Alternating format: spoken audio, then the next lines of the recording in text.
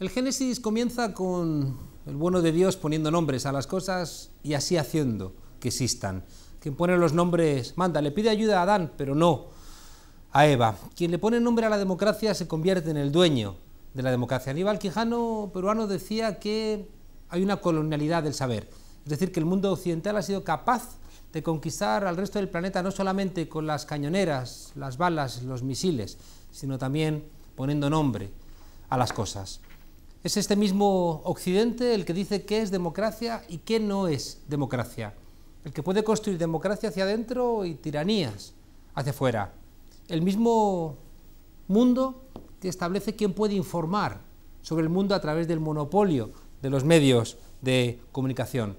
El mismo mundo que puede definir si en el contrato sexual las mujeres quedan dentro o quedan fuera. El mismo mundo que puede decidir cuándo hay Estado social y cuándo no hay Estado social. Y el mundo que al fin y al cabo, cuando lo necesita, construye un enemigo, un ellos que da sentido a un nosotros a menudo falso. Hoy tenemos una tuerca especial. Vamos a preguntarnos qué es una democracia de calidad. Vamos a tener dos sesiones. Hoy es la primera y van a colaborar con nosotros estudiantes de Claxo, de este curso llamado Controversias en torno a la calidad de la democracia que hemos dirigido. Hoy la tuerca va a acercarse por vericuetos académicos. Seguramente que vamos a disfrutarla. Vamos a ello. Para eso esta noche tenemos con nosotros a Gabriel Vitullo, profesor de la Universidad. ¿Cómo es el nombre de la universidad? Universidad Federal do Rio Grande do Norte. Exactamente, tú eres argentino de origen, pero trabajas en Brasil y estás muy comprometido también con una reflexión teórica sobre las nuevas formas de la democracia. Nos acompaña igualmente Esther del Campo, profesora de Ciencia Política de la Universidad Complutense y directora del Instituto Complutense de Estudios Internacionales. Buenas noches, Esther. Buenas noches. Muchas gracias por Carlos. acompañarnos. Tenemos con nosotros a Eric Guerrero, codirector del curso de Claxo, investigador también en la Universidad Complutense. Eric Guerrero, buenas noches. Bienvenido, bueno, muchas gracias tanto al panel como a los alumnos por estar aquí. Estupendo, muchas gracias. Y Andrés de Francisco, autor de, ahí tienes los dos libros, La mirada republicana, un libro del cual estás muy orgulloso, filósofo y profesor de sociología también en la Universidad Complutense de Madrid. Buenas noches. Buenas noches. Bueno, pues vamos entonces directamente al debate. La primera parte quería reflexionar sobre vosotros, con vosotros, es un primer elemento, hay un vaciamiento de lo que se ha entendido tradicionalmente como democracia. La primera pregunta que os haría, solemos tener la regla de intentar en un minuto situar el objetivo. Os preguntaría, ¿podemos decir que cuando teníamos la respuesta de la democracia nos cambiaron la pregunta? Empezamos contigo, Gabriel. Bueno, en primer lugar quiero agradecerte, Juan Carlos, por la invitación, a vos y a la productora. Es un placer poder participar de esta mesa. Y yo quería, en realidad, empezando de alguna forma, tratar de responder otra pregunta previa. Hablamos de calidad de la democracia, ¿no? ¿De dónde surge esta idea de calidad de la democracia? Es una expresión que a mí me genera ciertos ruidos y creo que vale la pena. Ruidos epistemológicos. Ruidos teóricos, políticos y epistemológicos. ¿Por qué? Porque creo que es necesaria, ¿no? Es necesario hacer algunas consideraciones rápidas, preliminares sobre la noción de calidad de la democracia, básicamente por dos motivos. Recuerda la regla del minuto, tiene que ser minuto. Bueno, entonces en rápido. En un minuto no voy a poder hacer estas consideraciones. Luego entramos en el debate. Pero en todo caso después entramos en el debate.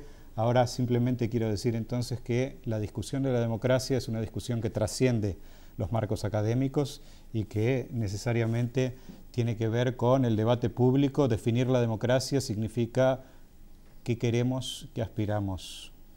Estupendo, gracias. Esther, ¿ha cambiado la pregunta sobre la democracia cuando parecía que en los últimos 30 o 40 años teníamos una respuesta?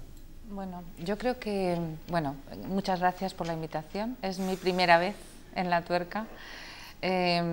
Por ser muy rápida, cuando planteabas que estábamos ante un vaciamiento de la democracia, yo quería preguntar algo. ¿Esto significa una crisis de la democracia o significa que el odre en el que nosotros habíamos ido incluyendo una parte de elementos institucionales, una parte de derechos, una parte de políticas, se ha modificado, se ha agrandado, o realmente nos estamos planteando algo más, que es una modificación radical ¿no?, de lo que veníamos entendiendo por democracia. Lo digo porque ya plantearse que es un vaciamiento o no implica aceptar o no aceptar determinado tipo de consenso en torno a lo que entendemos por democracia. ¿Ha cambiado la pregunta? Yo creo que hay más preguntas que antes, sin ninguna duda. Creo que la democracia responde a un proceso de construcción histórica, como tú decías, en donde efectivamente el peso del Occidente es muy potente, pero también responde a una coyuntura política y a nuevas necesidades y nuevas demandas que surgen desde la ciudadanía. Eric. Que a mí me gusta mucho empezar como por esta línea argumentativa, porque a lo largo de lo que ha sido el curso en Claxo y la discusión e interacción con los alumnos ha sido muy interesante. En parte de los planteamientos es quién fijó la pregunta y quién dio la respuesta, cuándo, en qué momento, en dónde, bajo qué coordenadas históricas o bajo qué coordenadas sociales fue quien dijo esta era la pregunta o este será el conjunto de preguntas y el conjunto de respuestas que tendríamos que asumir todos en los debates sobre la democracia. Entonces yo creo que eso es muy importante como una ruptura epistemológica, preguntarnos cuándo nacieron esas preguntas, en qué momento se dieron y por qué en el momento actual tendrían que seguir siendo esas mismas preguntas y esas mismas respuestas. Andrés. Un minuto. Pues así rápidamente, la democracia por supuesto que está en crisis, está siendo amenazada desde hace mucho tiempo, sobre todo desde que la globalización, desde finales de los años 70, ha traído consigo políticas de flexibilización, de remarketización o remercantilización de la sociedad, de flexibilización del mercado de trabajo, en definitiva de desdemocratización de la sociedad civil. Por lo tanto, la pregunta por la calidad de la democracia es una pregunta necesaria, razonable, y que viene derivada de una profunda insatisfacción con el último desarrollo en los últimos años de las democracias liberales, parlamentarias que todos conocemos, ¿no? Vamos al debate entonces. Quiero plantearos en términos generales lo que yo creo que, porque todos hemos dado por supuesto que ha pasado algo, pero no hemos definido qué, ¿no?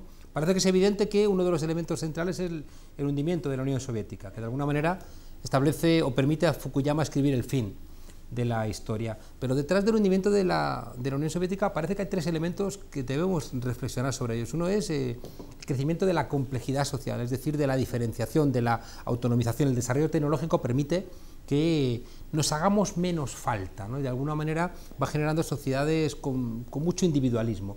Hay otro elemento muy relevante que tiene que ver con la globalización, es decir, que las necesidades de la economía capitalista colapsan en los años 70, el modelo keynesiano genera esta inflación, estancamiento de inflación, y por tanto vienen los monetaristas a plantear la necesidad de superar el capitalismo nacional y hacer un capitalismo global, ¿no? Que va a ser permitido por los partidos políticos, también socialdemócratas, que asumen este proceso. Y hay un tercer elemento que creo que es relevante, que es la justificación ideológica de todo esto, que también se sitúa en los años 70, que es el modelo neoliberal, es decir, una sociedad donde todos seamos empresarios de nosotros mismos. La pregunta es, ¿esto ahonda en la democracia o dinamita la democracia? Porque también hemos encontrado argumentos de que el hundimiento de la URSS lo que hizo fue realmente lograr el triunfo de la democracia. Parece contradictorio. Juan Carlos, antes de empezar quisiera brevemente, para los alumnos y las alumnas que nos están escuchando. Está viéndonos mucha más gente. Que nos está viendo en América Latina y en algunas otras partes, que bueno, el programa va a tener dos momentos, este momento como de introducir un debate de líneas generales, y después vendríamos a generar un debate a partir de las preguntas que agradecemos mucho a las alumnas y los alumnos que nos enviaron previamente. Algunos estuvieron mandando sus preguntas, otras las van a incorporar en el momento del debate, les agradecemos mucho. Entonces, para que estemos en sintonía, tanto los que estamos aquí presentes como de la otra parte de quienes nos sigan, que este va a ser digamos, la argumentación. ¿Era eso? Sí. Vale. Gabriel. Si es posible, no sé, me gustaría discutir el poder de las palabras, ¿no? Dale. He aprendido bastante con tus libros, ¿no? y es algo sobre lo que tú insistes mucho. Cuando hablamos de calidad de la democracia, ¿por qué calidad de la democracia? ¿Y por qué digo que esta expresión es una expresión que puede traer algunos problemas? Por un lado, porque la idea de calidad puede asociarnos involuntariamente a expresiones como calidad total, procesos de mejora de la calidad, normas ISO, expresiones que son muy propias del ambiente empresarial y que sin quererlo pueden llevarnos por caminos peligrosos al punto de poder entender la democracia como una mercadería o un producto que es mejorable o que tiene que mejorar en términos de calidad. Pero el punto que más me preocupa es el segundo, que tiene que ver con quiénes son en la ciencia política los que mayormente trabajan sobre este tema de la calidad de la democracia. Y buena parte de los que usan este concepto, y claro que hay honrosas excepciones, una es la tuya, es gente que en los 80 trabajaba con el concepto de transición de la democracia, que después vino a trabajar con el concepto de consolidación de la democracia y que hoy en día viene a trabajar con el concepto de calidad de la democracia. Aquello que constituiría entonces las filas de los transitólogos, después consolidólogos y hoy, quién sabe, los cualidólogos. ¿Quiénes son? Figuras que nos dan una definición de democracia demasiado acotada, demasiado limitada, demasiado pobre, demasiado mezquina, y que reducen básicamente la cuestión democrática a la cuestión institucional o peor aún, a la cuestión meramente electoral. Como si democracia consistiera en votar cada 2 o 4 años y después llamarse a silencio. ¿Por qué menciono esto? Porque el concepto de calidad de democracia trae estos riesgos. Entonces yo creo que tenemos que definir muy bien qué entendemos por calidad de la democracia, porque en la ciencia política dominante hoy ya está instalado un concepto de calidad de la democracia que es un concepto que se restringe a lo institucional y que no da espacio a otras dimensiones que son fundamentales en un concepto de democracia más completo, más rico. Pero no me negaréis que, digamos, que tienen la capacidad de poner los debates encima de la mesa, que seguramente la última vez que el pensamiento crítico puso un concepto que se usó, yo no sé si fue el de crisis de legitimidad, ¿no?, en los 70, no sé si después de eso ha sido capaz el pensamiento crítico de colocar algún discurso, ¿no?, que tenga la solidez, ¿no?, para generar de alguna manera una corriente principal.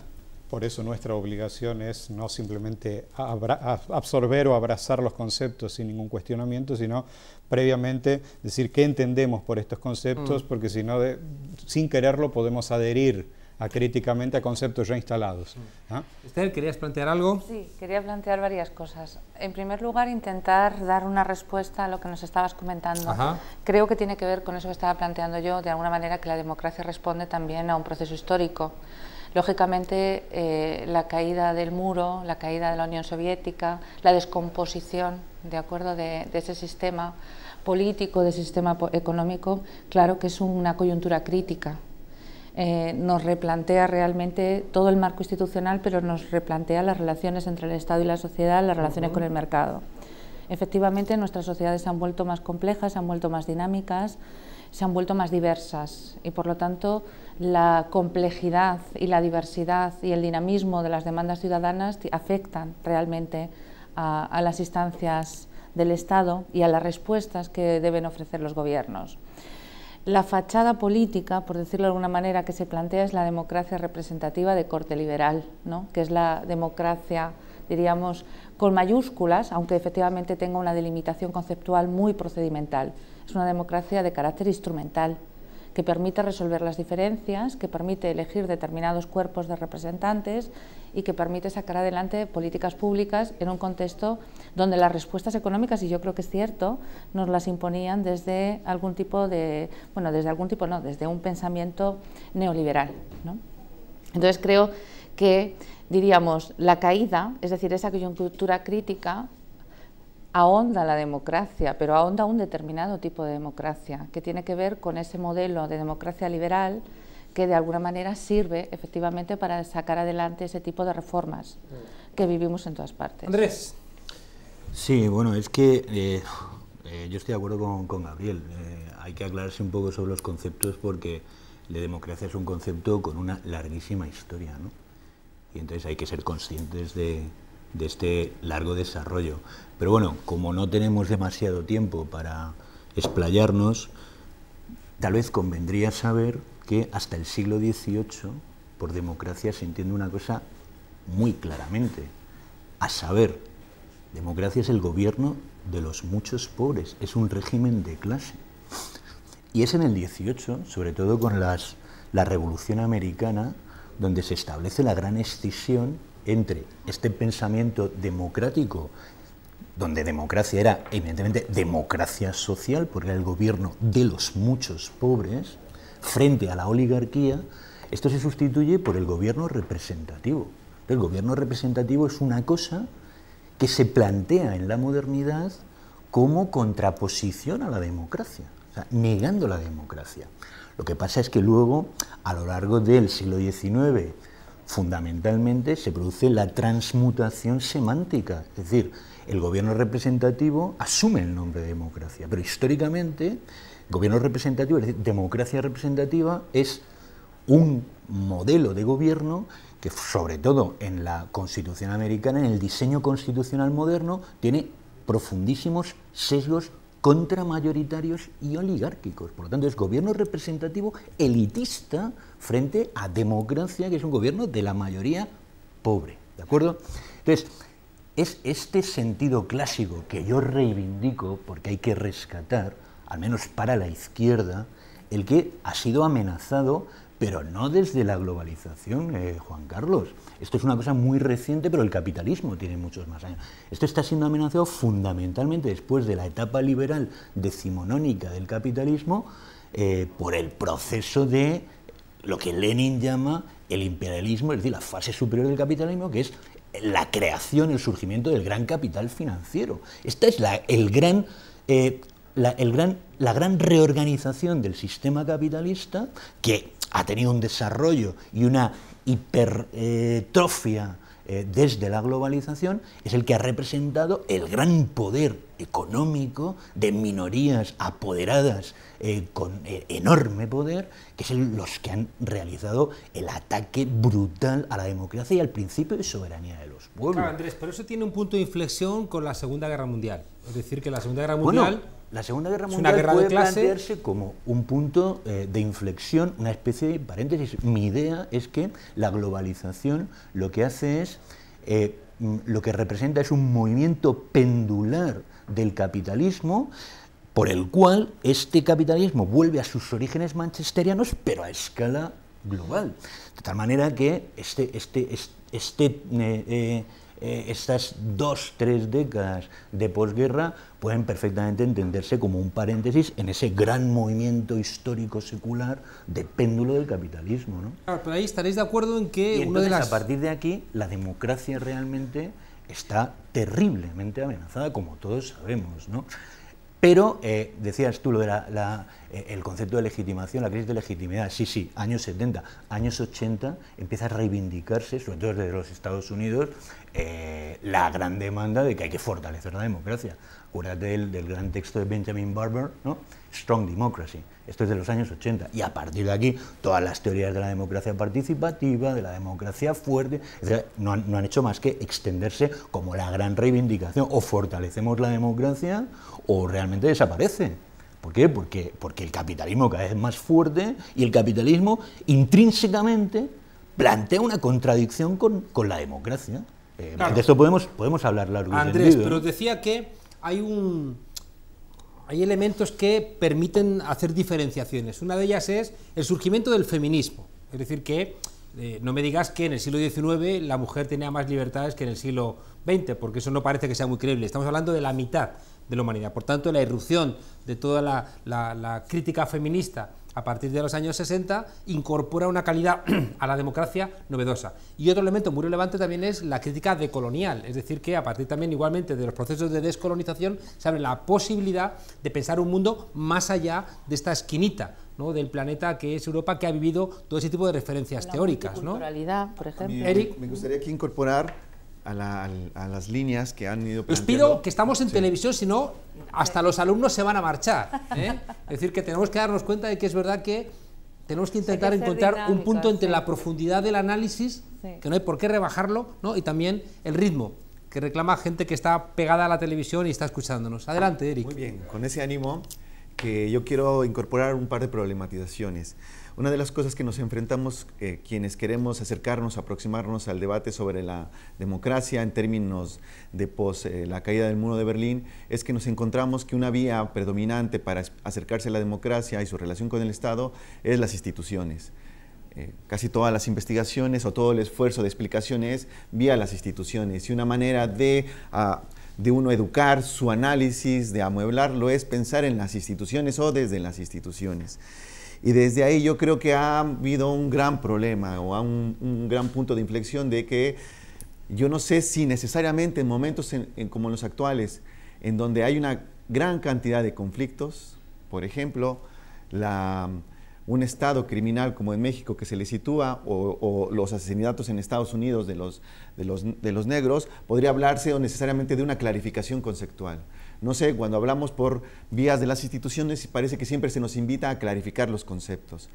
No quiero decir que no sea necesario, que sí es necesario, pero parece que hay una necesidad de estar clarificando todo el tiempo semánticamente estos recursos y después dejar fuera los conflictos. Y parece que los conflictos desde los márgenes son los que nos están indicando que los conceptos están dejando de servir para analizar la realidad. Bueno, justamente Adelante. En este sentido, a pesar de que a mí no me gusta utilizar la expresión calidad de la democracia y prefiero sustituirla por otras nociones como la densidad social de la democracia o legitimidad popular del sistema, o mejor, del sistema o régimen democrático, etcétera. Pero más allá de esta discusión terminológica, que creo que es una discusión importante, podemos pensar cómo se mide el funcionamiento, cómo medimos la situación en que se encuentra una democracia. Y ahí la corriente dominante en la ciencia política nos dirá, bueno, tenemos que ver cómo funcionan las instituciones, y de acuerdo a cómo funcionan las instituciones sabremos si esta democracia es una democracia de calidad o no. Otra vez, ellos se quedan pura y exclusivamente en lo institucional y no prestan la debida atención a cosas que ocurren por fuera de las instituciones. Quiero citar rápidamente 3 ejemplos de América Latina, podríamos encontrar ejemplos ahora contemporáneos también en Europa. 1989, Caracazo en Venezuela. 2001-2002, Argentinazo en Argentina. Y en la misma época, guerra del agua, guerra del gas en Bolivia. Desde la ciencia política dominante y desde los grupos establecidos dirían que hay problemas de democracia de baja calidad, porque las instituciones no están consiguiendo dar respuestas a lo que quiere la ciudadanía. Sin embargo, si cambiamos el enfoque, ponemos el foco sobre lo que ocurre en la calle, lo que ocurre por fuera de los marcos institucionales, podemos decir que hay señales auspiciosas. ¿Por qué?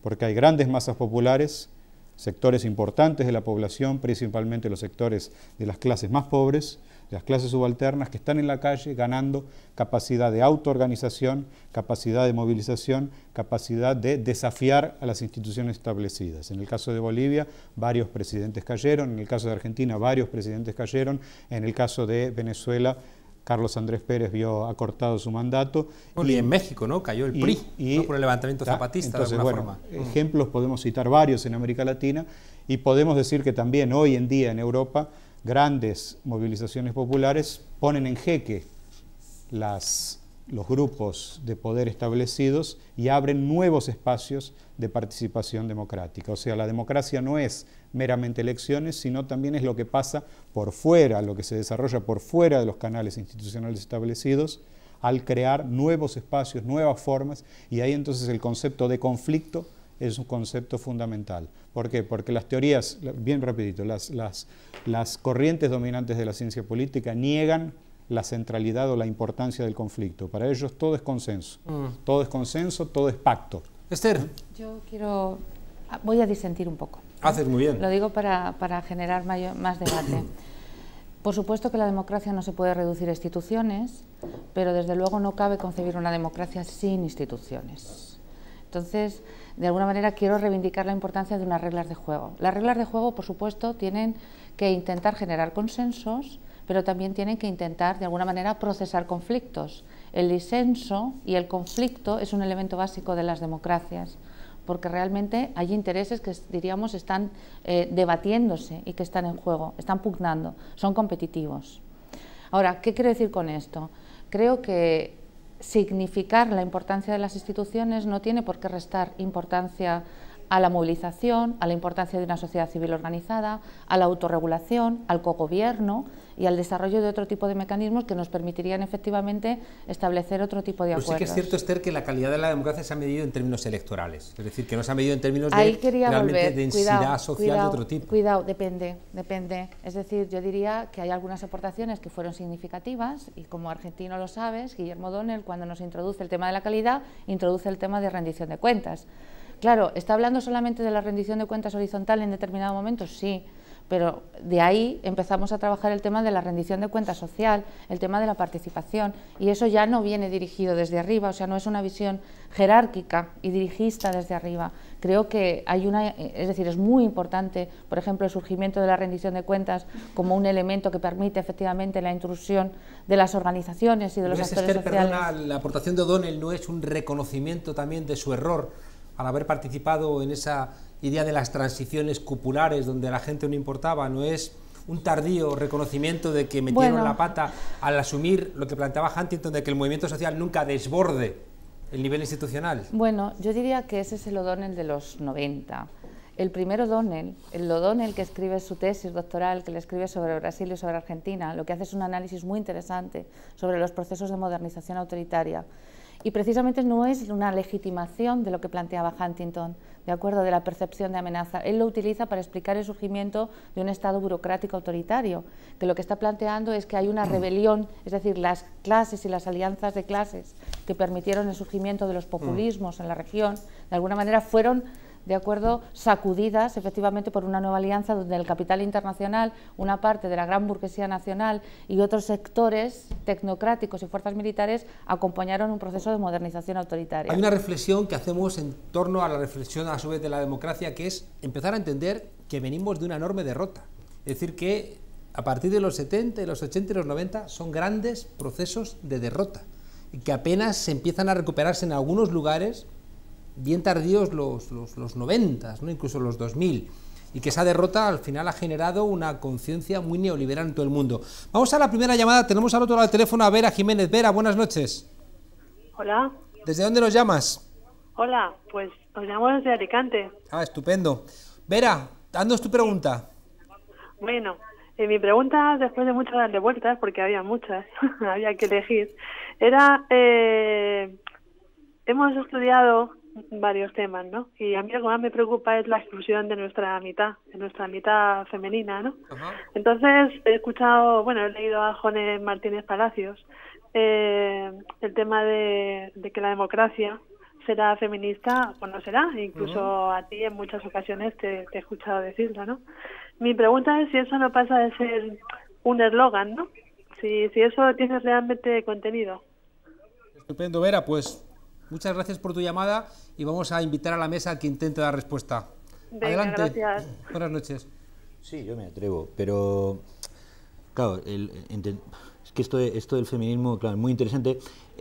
Puede que sí, puede que haya una vía de feminización de la democracia como manera de rescatar a la democracia, y es entendiendo que, claro, o sea, las instituciones cuentan, por supuesto, pero no nos olvidemos que los regímenes políticos los hacemos las personas, y las personas actuamos, las personas sentimos. Entonces, volviendo a la pregunta, ¿la democracia o se feminiza o muere? Puede tener sentido en la medida en que hay una emoción que tradicionalmente se ha entendido como la emoción democrática por excelencia, que es la de la compasión. Entonces, a lo mejor esto ofende, ¿no? Pero si se puede asociar, digamos, compasión con feminismo, sí podría haber una vía interesante de feminización de la vida pública en el sentido de su democratización. ¿Por qué? Porque sin compasión, y es un problema real que tenemos, y es que las sociedades, precisamente porque se están desdemocratizando, porque se están oligarquizando, se están quedando vacías de compasión. Una cosa, por ejemplo, el Krugman ha puesto el dedo en esa herida en Estados Unidos, son sociedades que están tan rotas, tan fragmentadas, tan polarizadas, que los pobres, los excluidos, los marginados, que cada vez son más, el precariado del que hablaremos la semana que viene en la facultad, pues simplemente se van considerando como masas que terminan mereciéndose su mala suerte, sobre las que la sociedad simplemente se abstiene de tener ninguna responsabilidad, y esto hace que la compasión social o interclasista vaya desapareciendo. Yo no estoy muy de acuerdo con eso, pero vamos a escuchar a Esther y luego vamos, que tenemos muchas llamadas. Esther y luego Vale. Eric. Bueno, yo brevemente, es decir, yo creo que lo que implica una feminización de la democracia es simplemente recoger los derechos de un grupo muy amplio, ¿no? De un grupo social, que son las mujeres, que efectivamente muchas veces son excluidas.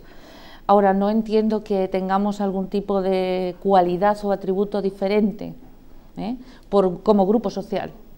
Otra cosa es que la democracia como concepto efectivamente tenga que evolucionar hacia algunos aspectos más inclusivos, más compasivos, pero no sé si eso tiene que ver con el tema del feminismo y de la democracia. Es decir, la aportación de Ann Phillips, ¿no?, por ejemplo, con el tema de la democracia de la diferencia, es decir, la importancia que tiene el reconocimiento por parte del régimen político, pero también por parte de la sociedad, por parte del Estado, de la existencia de unos derechos, de unas necesidades, de unas demandas diferentes que afectan a un grupo muy amplio de la sociedad. Creo que eso implica una transformación radical de la democracia.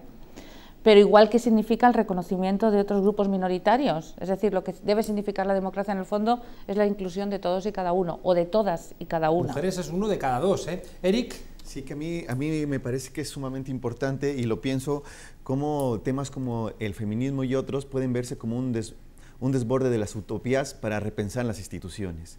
Y cuando el feminismo, como otras demandas de este tipo, se vuelven en el marco del diseño de las políticas. Cuando se diseñan, se formulan, se implementan, se evalúan las políticas, ¿cómo se ven que están incorporados estos temas? ¿Cómo esas utopías de desborde están ahí? No solamente como en el término de su incorporación conceptual, sino en la práctica, frente al presidente municipal, su gabinete, la ciudadanía, están pensando en clave de feminismo, están pensando en clave de género, están pensando en clave de medio ambiente. ¿Cómo todas estas utopías se vuelven desbordes que le dan un giro a las instituciones? Es decir, que sí tienen por dónde caminar, ¿no? Y que lo vemos a diario, en donde hay muchos programas de participación, en donde se incorporan estos temas y la política o su diseño de las políticas cambia sustancialmente.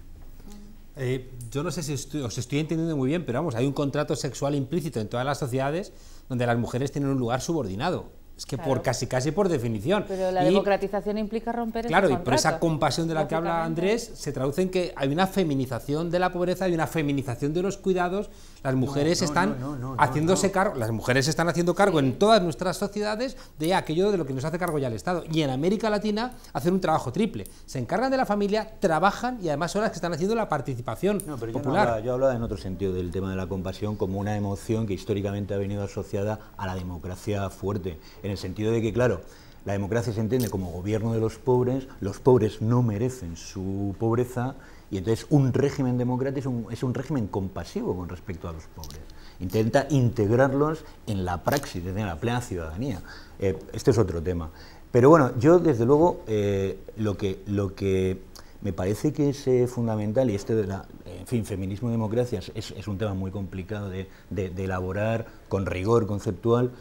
Lo que sí me parece que yo creo que, en fin, cualquier alumno debe de tener claro es, uno, democracia y oligarquía son términos contrapuestos. Dos, el mundo está terriblemente oligarquizado. O sea, vamos a ver, ha salido una obra, la de Piketty, El capitán del siglo XXI, que demuestra fehacientemente que estamos llegando, o hemos llegado, a niveles de desigualdad, de riqueza e ingresos anteriores a 1910 en Europa. Esto significa que la sociedad, y cuidado, que no es un fenómeno de la periferia del tercer mundo, no, es un fenómeno global que está afectando. La tesis de la gran convergencia de Guy Standing es muy clara, está afectando también y de manera muy intensa a los países ricos. O sea, la polarización la desigualdad, la fragmentación de la ciudadanía es el principal problema que tienen nuestras democracias. Algo que ha conocido... Entonces, fortalecer la democracia, feminizándola o no, significa recuperar la soberanía de la ciudadanía, incorporar a los pobres que este capitalismo globalizado no deja de generar y de expulsar de la ciudadanía. Reintegrar a esos pobres es recuperar la democracia. Algo que han conocido los países de América Latina desde hace décadas. Tenemos al otro lado del teléfono a Lucimar Carballo. Lucimar, buenas noches. Hola, buenas noches. ¿Desde dónde nos llamas? Desde Brasil. Desde Brasil, ¿cómo estás? Haznos tu pregunta, Lucimar. Hola. Hola, esperamos tu pregunta. Sí, una pregunta que yo necesito hacer es al respecto. ¿Están a escuchar? Te escuchamos. Sí, hay ya en algunas regiones, en algunos locales a nivel mundial, algunas expectativas, algunos tipos de experiencias que podemos decir que son democráticas, que podemos podemos dizer que son realmente democráticas. Yo no sé si tenemos aquí a nuestro profesor brasileño que ha entendido la pregunta. Venga, pues muchas gracias, Lucimar. Vamos a escuchar a la mesa. Buenas noches y gracias por tu llamada. Cortaron. Básicamente nuestra interlocutora preguntó si hay experiencias concretas de democracia, experiencias que puedan ser llamadas experiencias democráticas. Ajá. Y hay muchas. Lo que pasa es que en general son enterradas, negadas, invisibilizadas por las lecturas dominantes. Las lecturas dominantes, que repito una vez más, dicen que democracia es lo que pasa en las instituciones. Pero Boaventura insiste en que hay que aprender del sur. Tenemos que aprender del sur y tenemos que aprender de los márgenes y tenemos que aprender de lo que hay abajo de aquello que es la institucionalidad oficial. Por eso vuelvo a un punto que no quiero dejar pasar. Voy a esas experiencias, pero no quiero dejar pasar la cuestión de O'Donnell, que fue mencionado anteriormente. O'Donnell es, para mí, el papa de la transitología, el papa de la consolidología y alguien que, haciendo una especie de mea culpa, como bien mencionabas, para dar una suavizada a esta cuestión de una democracia tan schumpeteriana, vacía, limitada, le agregó el tema de la calidad como un apéndice, pero un apéndice también muy pobre, porque otra vez el foco está puesto en lo institucional y lo que pasa afuera no. Entonces, ejemplos concretos. Grandes experiencias democráticas derrotadas, una de las más grandes en la historia de la humanidad, siglo XIX, 1871, Comuna de París. Una de las experiencias de autogobierno popular más interesantes que haya habido en la historia, y alguien puede decir, no, pero duró solo 72 días. Bueno, ¿por qué duró solo 72 días? Por el enorme desafío que implicó a el poder establecido. Hay demandas, banderas de la Comuna de París que aún hoy consideramos como demandas muy avanzadas para nuestra época. Imaginen 140 y pico de años atrás. Comedores populares, despenalización del aborto, transporte público y gratuito para todo el mundo, escuelas... Separación de la Iglesia y el separación de la Iglesia y el Estado, la forma de retribución a los funcionarios públicos, en fin, toda una serie de cuestiones. Libre de los jueces, revocatoria de todos los mandatos. Entonces, esa como una experiencia histórica que no puede ser olvidada. Experiencias contemporáneas, lo que está ocurriendo en Venezuela, lo que está ocurriendo, Lucimar, en Bolivia, lo que está ocurriendo en Ecuador, lo que está ocurriendo aquí en España, el proceso de indignados y las formaciones que a raíz de toda esta movilización popular vienen surgiendo, con destaque especial para Podemos, son experiencias de democratización desde afuera de las instituciones y que producen, dan lugar a nuevas voces y que dan lugar a la articulación de otros intereses, de otras demandas, de otros anhelos que tienen que ver con aquellas que deberían ser banderas fundamentales de la democracia y que no son las que aparecen en el discurso oficial. Libertad, igualdad, justicia, emancipación. Banderas que tradicionalmente estuvieron asociadas a la democracia y que hoy, según la ideología dominante, parecerían estar desasociadas porque la democracia es votar cada 2 o 4 años y llamarse a silencio. Andrés. Sí, totalmente de acuerdo con que la Comuna de París es una experiencia, además del mundo moderno, interesantísima, pero no olvidemos la gran experiencia, lo digo porque nos estamos dirigiendo a alumnos alumnos y a más gente, a más gente Están ustedes muy hay que estudiar, y que duró mucho más que la Comuna de París, que es la gran democracia ática. Esta duró siglo y medio. Fundó un imperio y todos los grandes mecanismos, mucho más profundos que los de la Comuna de París, están ahí. Y se pueden perfectamente rescatar muchos de ellos porque son aplicables. Por ejemplo, el principio del sorteo se puede aplicar a la escala que sea. Por ejemplo, la rotación de los cargos, la brevedad de los cargos, eran principios fundamentales de la democracia ática.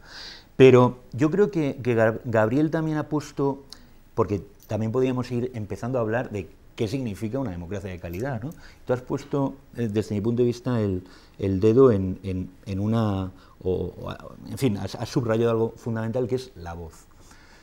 Realmente cualquier teoría de la democracia fuerte pasa por recuperar los mecanismos de voz de la ciudadanía. Por ejemplo, Petit, en su gran libro sobre republicanismo, lo recupera dándole el nombre de contestabilidad. O sea, si una sociedad civil es incapaz de alzar la voz y de contestar las medidas, las políticas públicas que salen del gobierno, esta democracia no es una democracia de calidad.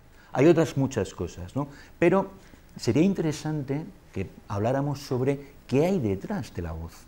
Yo creo que detrás de la voz hay cosas muy interesantes, como es la indignación, la capacidad de la ciudadanía de indignarse. ¿Y qué hay detrás de la capacidad de indignación? Creo que también hay algo muy importante, que es que la ciudadanía pierda el miedo. Por ejemplo, en España decimos que hay que aprender del sur, por supuesto, y el sur tiene que aprender del norte. O sea, podemos aprender todos de todos, porque se están produciendo experiencias muy interesantes. En España, desde el 15M, ha habido todo un movimiento de indignados de trascendencia mundial, por el que podemos decir que efectivamente la sociedad española ha perdido el miedo y ha alzado la voz.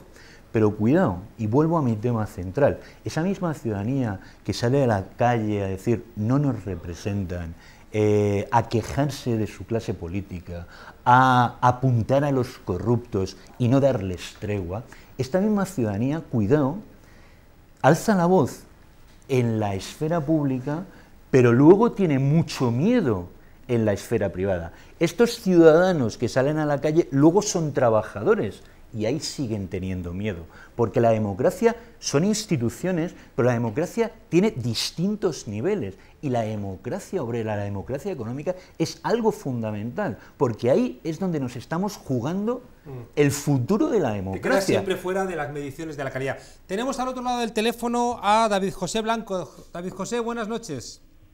Buenas tardes, desde Colombia. Desde Colombia, ¿cómo estás? Pues nada, esperamos tu pregunta, hermano. Pues la preocupación fundamental mía en relación con el tema de la democracia es el papel que puede jugar el discurso del derecho, en tanto que puede servir tanto para la emancipación en algún momento, o en algún sentido, o para la regulación. Entonces, lo que me interesaría a mí para debatir es cuál sería el papel del discurso jurídico, del discurso normativo y en particular de los jueces para profundizar o andar la democracia en términos no ya representativos sino deliberativos. Ese es, digamos, el aspecto que me interesaría. Claro, y desde debatir. Colombia, donde de alguna manera el Poder Judicial ha sido lo único que ha podido frenar un poco, ¿no?, la barbarie del narcoestado uribista.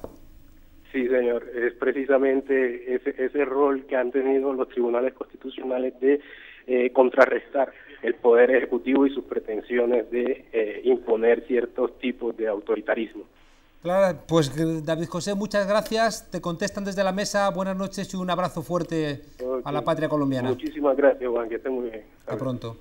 Me gustaría hacer alguna asociación con lo que acaban de preguntar de Colombia, y es que el discurso del derecho, este derecho oligárquico, este constitucionalismo oligárquico, ¿cómo puede responder a problemas en donde no hay instituciones que den cara frente a la propia frente al propio fenómeno que el Estado es capaz, en el mundo actual, en el mundo de la democracia actual, de coaligarse con el crimen organizado y matar a la gente. Está el caso de Ayotzinapa, de los estudiantes de Ayotzinapa en México, en donde conjuntamente el Estado con el crimen organizado le disparan y desaparecen a los estudiantes. A 43, ¿no? A 43 estudiantes. ¿Cómo responde uno desde el discurso del derecho, desde el discurso del Estado de Derecho? Y cuando parte de la narrativa jurídica del propio régimen es, como lo venían haciendo en los últimos 10 años, fue el narcotráfico. Y cuando la ciudadanía alza la voz, pero no por una voz no solamente de indignación y de la pérdida del miedo como ese miedo del estado del bienestar, sino el miedo a perder la vida, que te lleva a otros nervios, a otra experiencia. No es que estoy perdiendo el derecho a la salud, sino de repente es que salgo y la policía o el narco me va a dar un tiro o me va a desaparecer. Y además tengo un estado de derecho ahí que no me sirve, que no me garantiza, no como en Colombia, que ha sido la pieza que ha hecho como la diferencia. Acá no. Acá es no creemos y no queremos o no se quiere las investigaciones por parte del Estado, porque tienen que ver con toda la estructura del crimen organizado. Entonces, ¿cómo reformular el discurso del derecho o de las constituciones? Y cuando hay autores que dicen que las propias constituciones actuales son una expresión oligárquica del propio derecho. Entonces me parece que el tema es... Gabriel. Basta ver el origen de nuestras constituciones latinoamericanas, las constituciones clásicas de América Latina. Todas ellas están calcadas, ¿no? Parten del modelo estadounidense. Y en el modelo estadounidense, ¿cuál era el papel que cabía al Poder Judicial?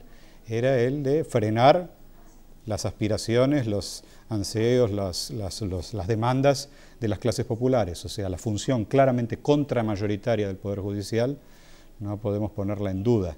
Claro, hay excepciones, como el caso de Colombia, pero Eric citaba el caso de México. El caso de México tal vez sea el caso más extremo de un fenómeno general en América Latina, que es la complicidad del judiciario, salvo honrosas excepciones, con los poderes políticos establecidos. Y entonces, ¿es ahí donde vemos la vitalidad de la democracia? No, al contrario. En casos como el mexicano, lo que vemos es instituciones completamente corrompidas, degradadas, y la democracia viva, la democracia dinámica, la democracia rica, la democracia potente, se ve fuera del ámbito institucional, en las calles, los estudiantes reclamando por cosas tan básicas como el derecho a la vida.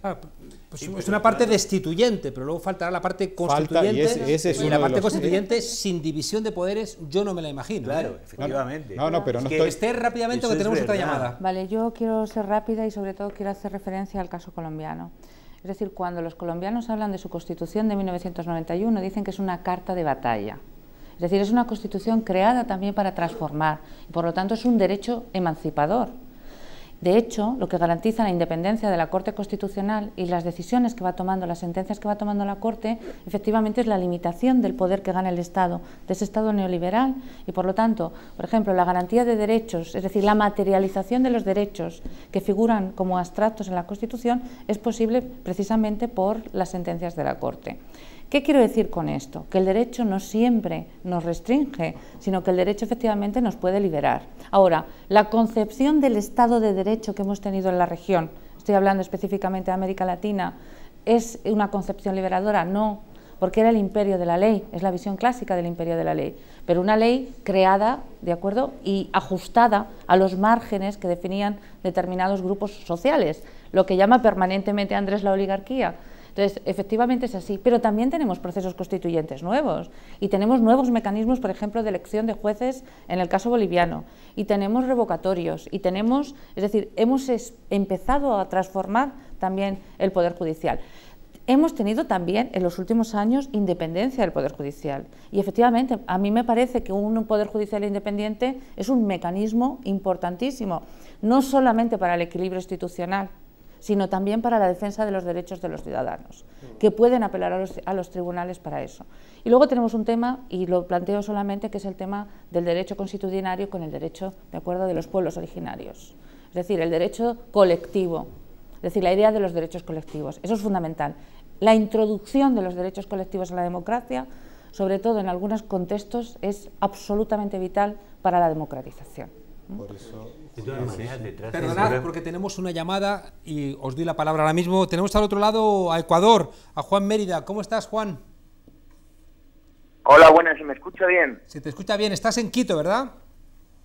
Estoy en Quito, correcto. Provengo de la península, pero bueno, como tanta otra gente he tenido que emigrar y bueno, aquí estamos y ya, bueno, mi pregunta ya un poco en relación precisamente con la discusión que está habiendo entre esa relación entre instituciones y democracia, ¿no? Y entonces, en relación a eso, estaba pensando cómo si se podría llegar a entender la democracia sin pensar en el Estado.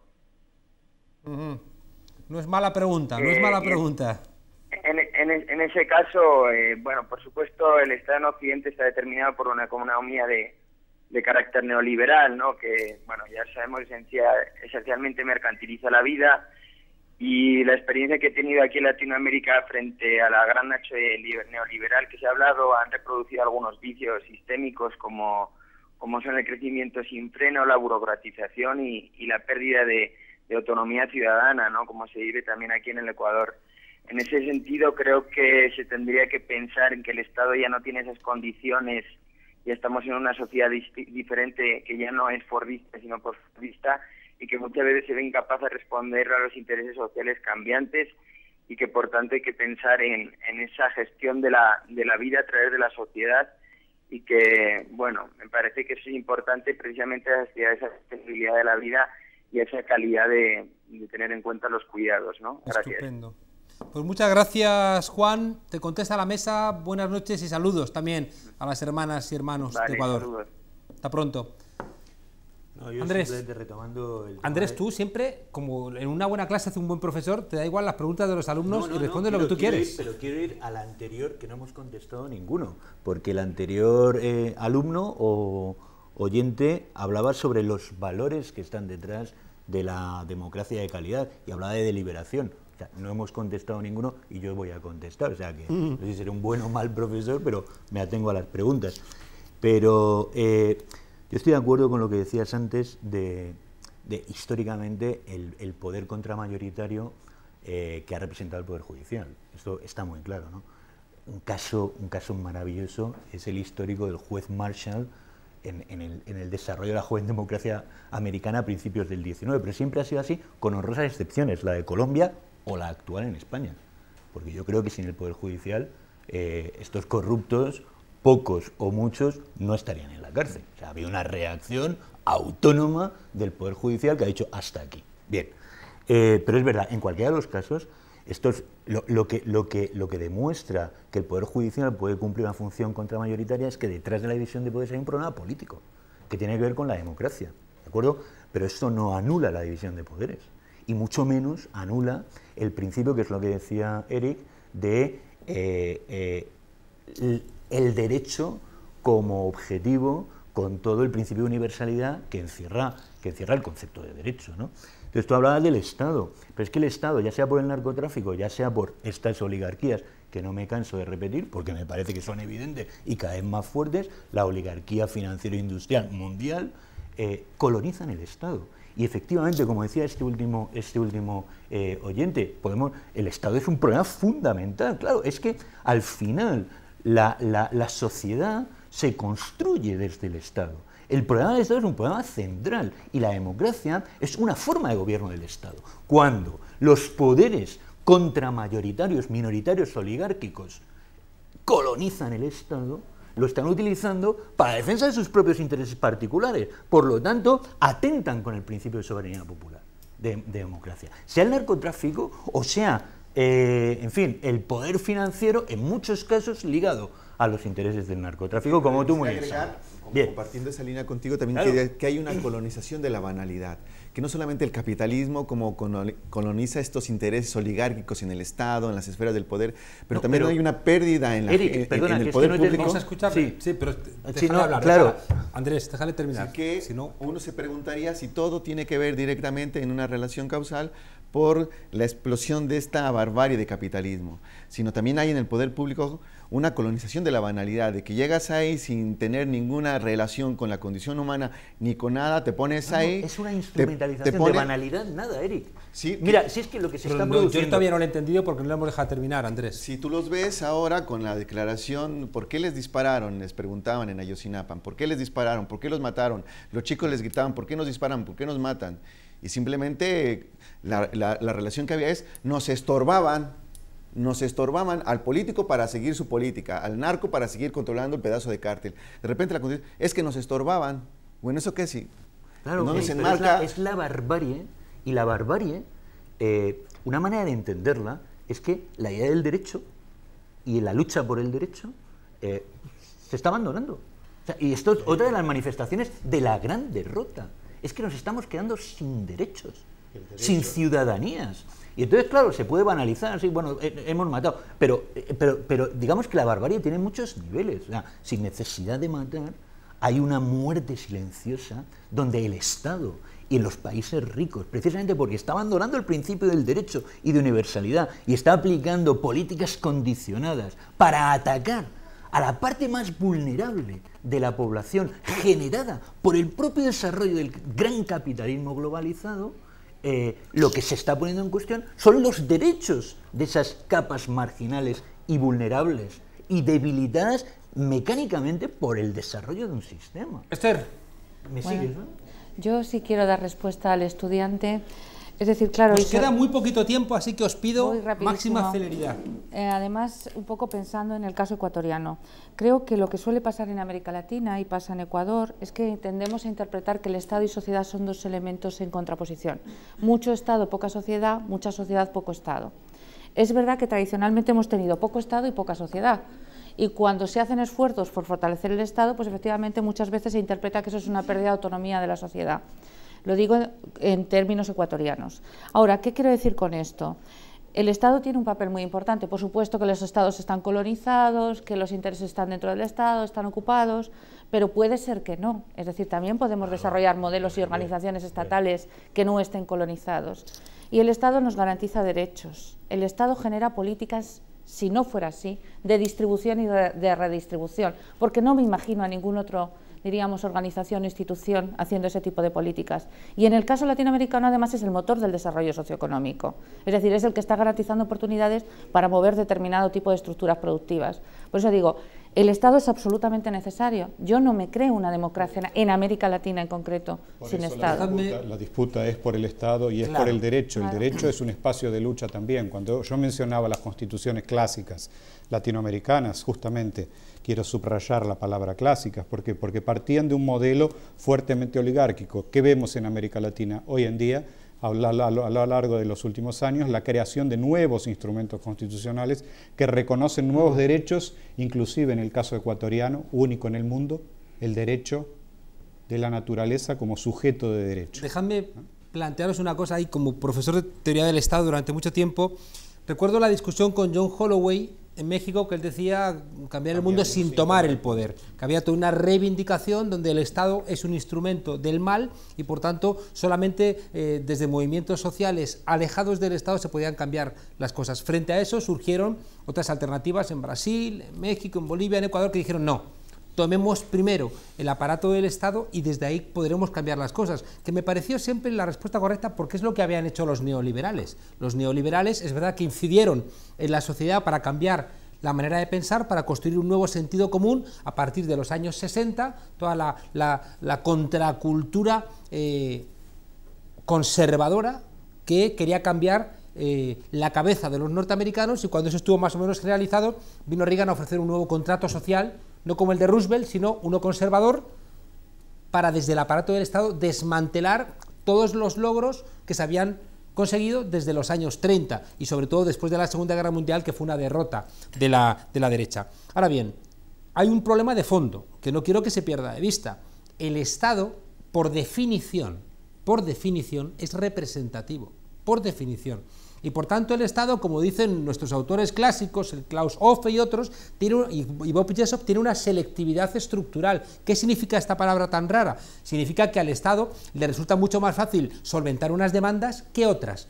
al Estado le resulta, por su condición representativa, mucho más sencillo reunirse con el IBEX 35 que con 16 millones de trabajadores e incluso que con los representantes de 16 millones de trabajadores. Por tanto, el Estado, incluso gestionado desde posiciones progresistas, le va a resultar más fácil responder a las necesidades de las empresas más poderosas o de otros estados o del Vaticano o de los Estados Unidos que las demandas de una ciudadanía que por definición, por su número, están fragmentadas. Y quizá por eso no vale, Andrés, las referencias a la democracia ática, donde eran ciudadanos muy pocos y estamos hablando de una población que no es comparable porque somos ya casi 7.000 millones de seres humanos y estamos hablando de unos momentos históricos donde había como mucho varios cientos, ¿no? Bueno, pero la Comuna de París precisamente tiene ese problema, ¿no? Precisamente tiene el problema del número. Vamos a escuchar... Sociedad civil organizada. Tenemos, eso era el, bueno, la Comuna de París, para poder ser sociedad civil organizada, fue el pueblo en armas, porque eran conscientes que solamente existía la posibilidad de inventarte algo nuevo frente a los poderes que podían defenderlo. Vamos a escuchar, y os doy la palabra ahora mismo, porque tenemos al otro lado a Salvador Stevenson, de Argentina. Buenas noches, Salvador. Hola, buenas noches. ¿Dónde estás? Un gusto hablar con ustedes. Estoy en Brasil, vivo en Brasil. ¿En dónde? En San Pablo. En Sao Paulo. Pues escuchamos tu pregunta, Salvador.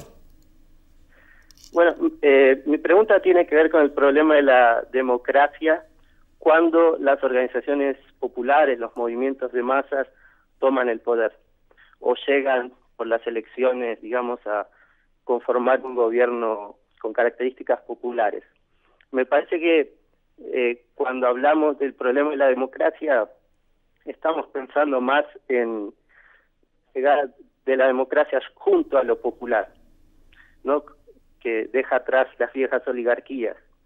Pero en América Latina fue muy claro el problema, por ejemplo, de pueblos indígenas que una vez constituidos los gobiernos quedaron al margen, ¿no?, en los problemas de grandes obras justificadas económicamente, con legitimidad política, democrática, pero que en términos de democracia quizás los dejaba fuera o los ve hoy muy contrariados.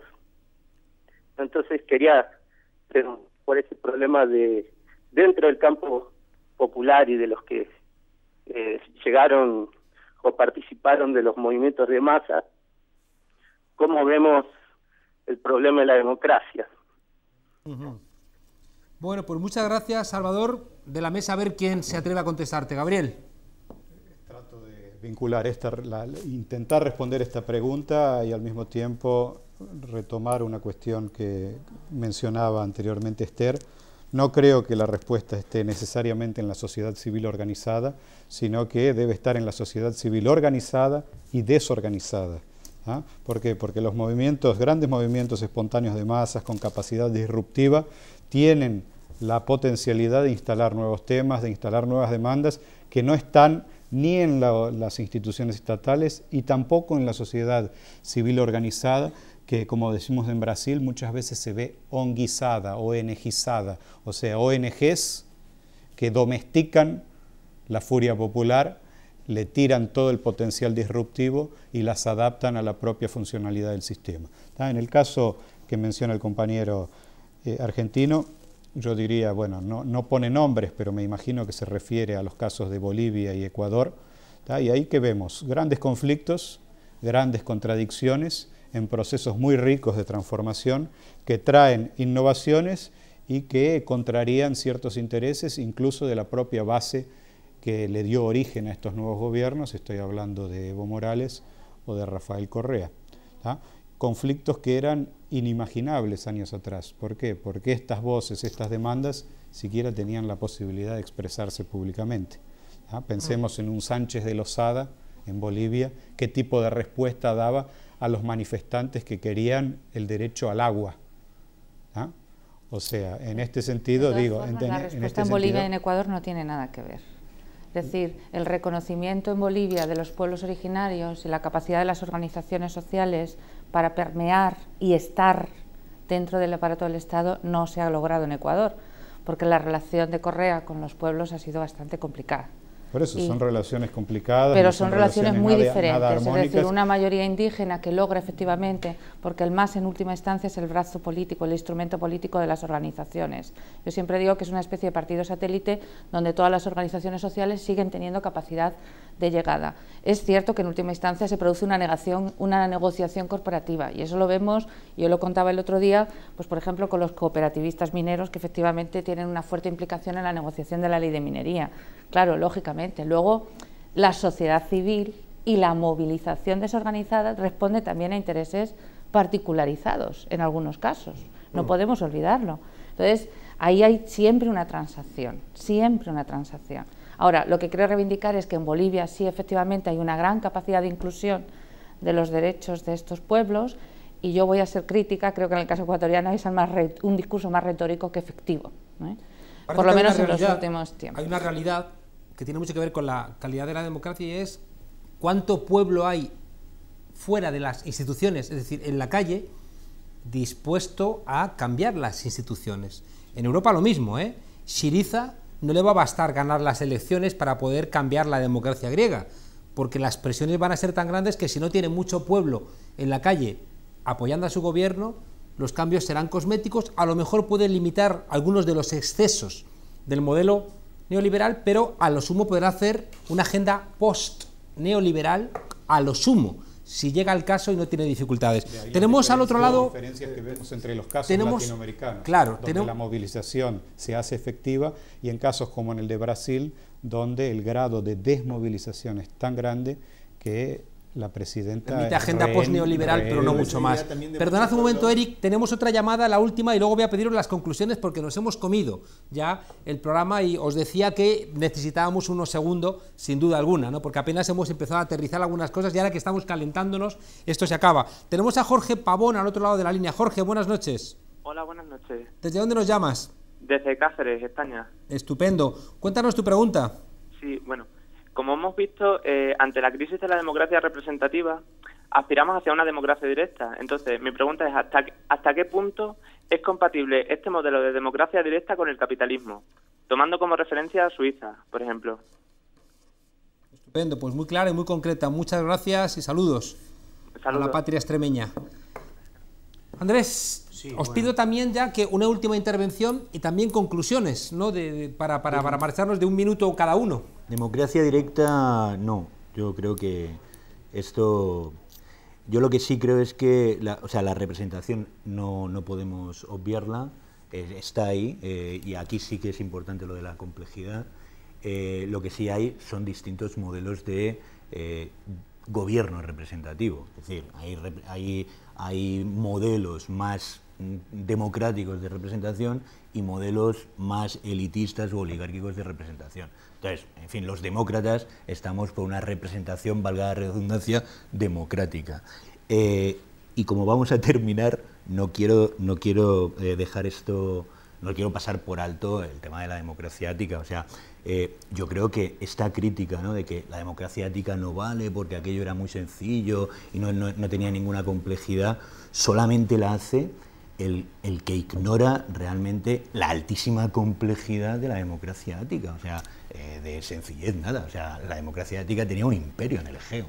Y, en fin, hay un libro así de gordo, que es el de Hansen, La democracia ática ateniense en la época de Demóstenes, donde te explica la enorme complejidad.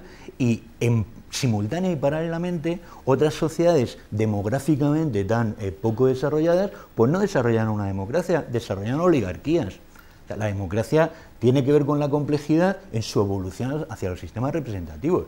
Pero el desarrollo democrático ático no se hace porque aquella Atenas fuera sencilla, en absoluto. Coincido con Andrés, no creo que la lucha sea por una democracia. Hay muchísimo que aprender o sea, por eso recomiendo, salvando las enormes distancias, que eso se estudie en profundidad. Como también recomiendo que se estudie la Comuna de París, pero sobre todo el gran modelo, el gran invento de la democracia, con una autoconsciencia de clase maravillosa. No creo que nuestra lucha sea por una democracia directa, sino por una democracia diferente de lo que tenemos aquí, que lo llaman democracia y no lo es. ¿Está? Este canto que se hace en las manifestaciones es muy ilustrativo del estado de la reacción popular delante de un régimen que se autointitula democrático y que democrático tiene muy poco. De democrático tiene muy poco, más bien diría, es más liberal que propiamente democrático. Entonces la lucha tal vez sea por una democracia posliberal y posrepresentativa, lo que no quiere decir abrir mano de mecanismos de representación. Ahora, ¿qué mecanismos de representación? ¿Estos de votar y después irse para casa? No, hay otras formas de representación que incluyen las instrucciones, que incluyen la capacidad revocatoria, que incluyen mandatos más cortos, rotatividad, etcétera, que el propio Andrés mencionaba. Ahora, una última cosa que quiero, que no tuvimos tiempo acá de abordar, pero que creo que es esencial para definir la calidad, densidad, el tipo de democracia que tenemos, es cómo se distribuye el presupuesto. La distribución de las partidas presupuestarias nos dice mucho sobre cómo funciona una determinada democracia. Si el Estado distribuye a la Robin Hood, estaremos más cerca de un modelo democrático. Si el Estado distribuye a la Hood Robin, o sea, roba a los pobres para entregar a los ricos, lo que tendremos, más que democracia, será una plutocracia, que de hecho es lo que sucede en buena parte de los países capitalistas. Has terminado, no Andrés, has terminado y le toca a Esther. No, Andrés, le ha terminado Esther, tenemos que irnos. Luego me lo cuentas a mí cuando terminemos. Yo soy sintética. Creo que una democracia de calidad es una democracia inclusiva y esto supone para mí varias cosas. Primero, participación social y política, no convencional. Es decir, no estoy hablando solo de la electoral, sino convencional y no convencional. En segundo término, ciudadanía responsable, actores sociales y políticos responsables. Creo que aquí hay un tema que también deberíamos abordar, es decir, cómo generamos ciudadanía responsable. Y en tercer término, y sigo manifestándome así, instituciones sólidas, transparentes, que permitan, que sean eficientes, porque hay un problema. Hemos hablado, bueno, y se toma el poder y después ¿qué? Mañana por la mañana tenemos que tomar decisiones y mañana por la mañana tenemos que ser eficientes. Es decir, cuando digo eficientes, quiere decir tenemos que responder a los intereses de aquellos que nos han conducido ahí. Por lo tanto, ese es un aspecto fundamental para que la democracia funcione. Por supuesto, efectivamente, no la democracia que tenemos. A mí me gustaría otro tipo de democracia, sin ninguna duda. Andrés, querías 30 segundos, pero 30 segundos son 30 segundos. Verdaderamente me da miedo que tengas razón en lo de el horizonte posliberal como mucho, ¿no? O sea, porque yo soy muy pesimista también y porque pienso que estos años dorados de la socialdemocracia, que en su momento la izquierda criticaba y que ahora todos añoramos, no volverán, ¿no? Entonces has dicho algo que es verdaderamente muy realista, pero muy duro, ¿no? O sea, simplemente. Así es. Eric, cierras tu minuto. Quiero cerrar con 3 ideas. Una, que yo sí apuesto porque la experiencia de la democracia directa crezca y que se complejice, que se apueste por ella y que se experimente y que replantee los sistemas representativos. ¿Sí? Mientras no tengamos experiencias en el día a día de democracia directa, tampoco sabemos cómo se pueda cocinar el repensar los sistemas representativos si solamente se repiensan por momentos críticos o de coyuntura. Lo siguiente, que el Estado en América Latina sí es muy necesario, pero ¿qué tipo de Estado está en América Latina?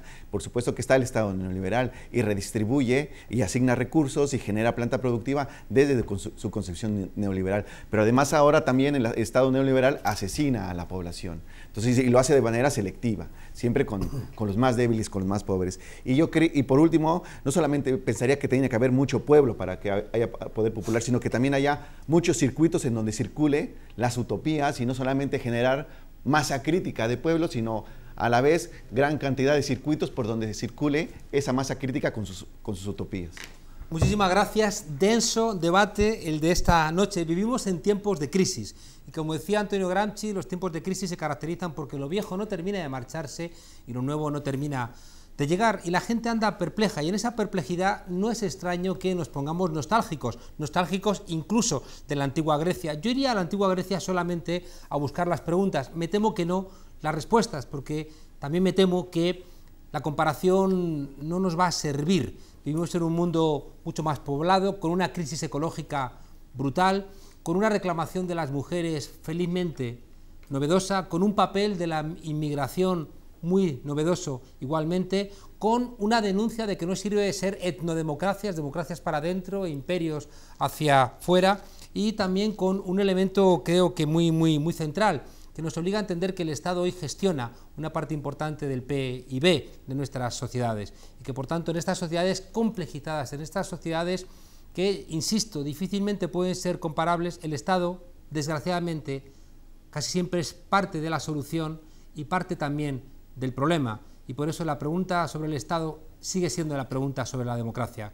Nos despedimos este jueves con Facu, que se ha ido a preguntar a la Casa de la Soberanía Popular acerca de estas cuestiones. Os dejamos con Facu en esta tuerca especial, hoy sobre consolidación democrática, pero al fin y al cabo, como siempre, la tuerca, ya sabéis, la única tertulia sin miedo y con memoria. Hasta la semana que viene. Hoy me he acercado hasta aquí, hasta el Congreso de los Diputados, para preguntarle a la gente que me vaya encontrando por aquí sobre la calidad democrática de nuestro país. Vamos a ver qué nos cuentan. Si usted tuviera que ponerle nota a la calidad democrática española a día de hoy, del 1 al 10, ¿qué nota le pondría? ¿El 10 es el mínimo? ¿El 10 es el máximo? Ostras, pues entonces menos bajo cero, lo menos. Vamos a ponerle un 6, ¿no? Hay de todo, ¿no? Hay gente que hace cosas buenas y hay otras cosas, gente da mucha lata, ¿no? Un 0. ¿Un 0 así? 0. ¿Por qué? ¿Por qué tan rotundo? Por todos los temas que hay, de corrupción y de todo. Que pasan olímpicamente de todo lo que le pedimos nosotros. ¿De dónde? De la provincia de Tarragona. Mira, de Tarragona. Yo también soy catalán. Si ustedes tuvieran que ponerle nota a la calidad democrática española del 1 al 10, ¿qué nota le pondría? 4,5. ¿Y usted? Pues más o menos. 4,5. Suspendido, raspado, ¿no? Ahora mismo está la cosa mala. Un 6. Un 8. ¿Un 8? Sí. La nota más alta que me han dicho de momento. Somos de Barcelona, ¿eh? Ah, molt bé, yo también. Estoy notando una presencia muy elevada de catalanes en Madrid. Yo creo que ya han optado por la táctica de la invasión. En vez de la separación, invadir Madrid, tomar Madrid de manera pacífica y a ver qué pasa. Hay que estar al tanto de eso, ¿eh? Yo aviso. Un 5, 6. 7. 5, 6, 7. Se han puesto de acuerdo también para hacer la escalera. Y si lo que tenemos es un asco de gobierno. Un asco, lo dejamos ahí, la nota. Pero tenemos un asco de gobierno. Un 4. Y si usted tuviera que fijarse en algún país como ejemplo a seguir para España, ¿qué país le gusta más? Hombre, seguramente la República de Barbados. No, en serio, es una república en la cual todas las tribus se reúnen y muy democráticamente eligen a sus representantes. Vamos, Holanda. Países nórdicos son unos países muy serios. Pues Suiza. Suiza, delante del Congreso de los Diputados, decir Suiza es como... Hombre, Finlandia, Noruega. A mí me gusta mucho Estados Unidos. El país que ayer reconoció que ha torturado a prisioneros, por ejemplo. Cuidado que... En los países nórdicos. Usted imagínese que en vez de estar aquí en la puerta del Congreso, está usted dentro y tiene el turno de palabra y puede decirle algo a los políticos españoles. ¿Qué les diría? Que cambien el chip y que por lo menos piensen un poco más en el pueblo. Hombre, que sean honrados, fundamentalmente eso, que sean honrados. Pues bueno... ¿Por qué?